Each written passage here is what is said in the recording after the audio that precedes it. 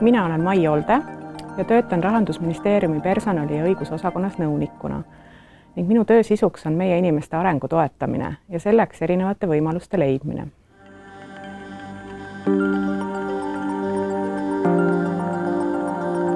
Digiriigi Akadeemiast kuulsin esmakordselt eelmisel aastal, kui esimesed kursused olid valminud ja tekkis võimalus keskkonnaga tutvuda. Mind kõnetas see, et pakutud kursused olid üldist digipädevust tõstvad ning nende läbimiseks kulus lühike aeg.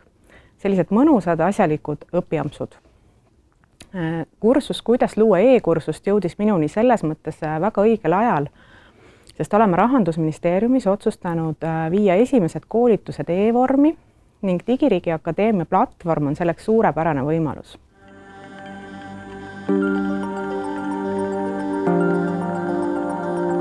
Kuna meil endal on esimene e-kursuse kavandamine alles käsil, siis oli mul kursust läbides hea võimalus näha ja kogeda erinevaid võimalusi, milline võiks olla üks kvaliteetne multimodaalse sisuga e-kursus, mis täiskasvanud õppijat tema õpieesmärkide ja õpiväljundite saavutamisel toetab.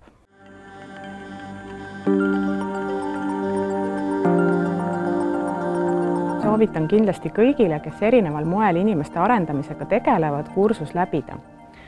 Sest koos lõputestiga võttis minul see aega kuskil 1,5 tundi ja oskan nüüd e-kursust looma hakates esitada endale 3 väga olulist küsimust. Millist muutust me soovime õppija senistes teadmistes ja oskustes esile tuua? Kuidas me näeme, et muutus on toimunud ja millega me seda hindame? Ja millist ressurssi me selleks vajame?